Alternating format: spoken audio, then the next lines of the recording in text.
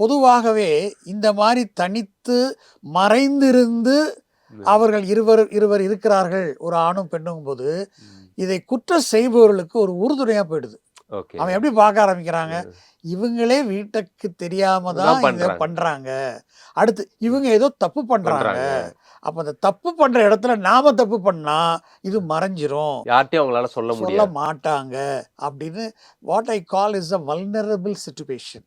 இந்த சிச்சுவேஷனை யூஸ் பண்ணி தான் நிறைய பேர் தப்பத்தோடு தூண்டுது. இது ஒரு குயிக்கா ஒரு எமோஷன்ல வந்ததா நான் தோணலை. அதாவது திடீர்னு நடக்குது, அதை பார்த்த உடனே ஒரு எமோஷன்ல ஒருத்தர் தப்பா நடந்துக்கிட்டார், இது அப்படி தோணலை. இது ஒரு பக்காவா இந்த குற்ற பின்னணி உள்ளவர்கள், இந்த மாதிரி இடத்தில் உள்ளவர்களை நாம் அணுகி தவறாக நடந்தால் பெருசா ஒன்றும் ஆயிடாது அப்படிங்கிறது. இப்படித்தான் ஆரம்பிக்கலாம். ஏன்னா அவங்க இதை பார்த்த உடனே அந்த காரை எடுத்துட்டு வேகமாக ஓடியதாக ஒரு செய்தி, அதை தடுத்து நிறுத்துறாங்க, அருவாளால உடைக்கிறாங்க, அவனையும் மிரட்டுறாங்க.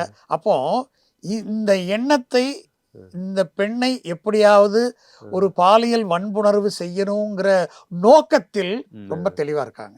இது ஒரு எமோஷனல் அப்சர்ஜ் கிடையாது, இது ஏதோ டபார்னு நடந்த விஷயமும் தோணலை.